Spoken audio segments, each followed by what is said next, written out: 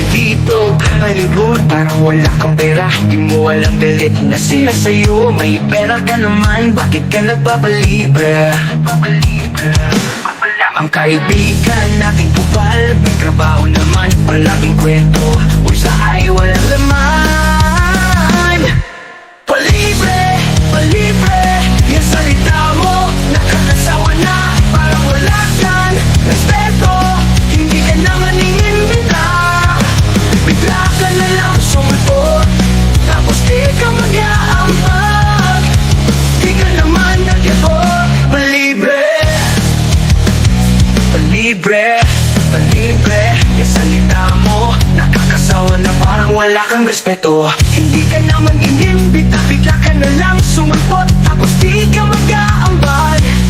Di ka naman nag-effort. Wala kang bag, pero ang kapal ng mukha. Di ka man lang nagtanong, basta na lang sumingit sa usapan. Kapag di ka nilibre, ikaw ba ang nagagaling? Parang ikaw lang ang may karapatan. Wala ka naman sa plano.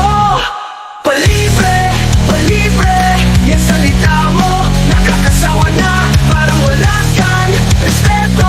Hindi ka naman inimbita, bigla ka na lang sumulpot, tapos di ka mag-aambag. Di ka naman nag-effort. Kaibigan nating palibre, sa oras ng kakipitan hindi maramdaman, pero sa oras ng kasiyahan siya pa ang nasa unahan.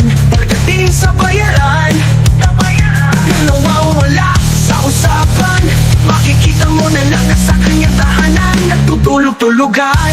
Ito ba talaga o sa lang magagamit? Ay kamarong tumulong, puro lang hingi ng tulong. Sana naman magbago ka na, matuto ka mag-isip. Di ka dapat palagi nakasandal, magkaroon naman ng sariling tipid.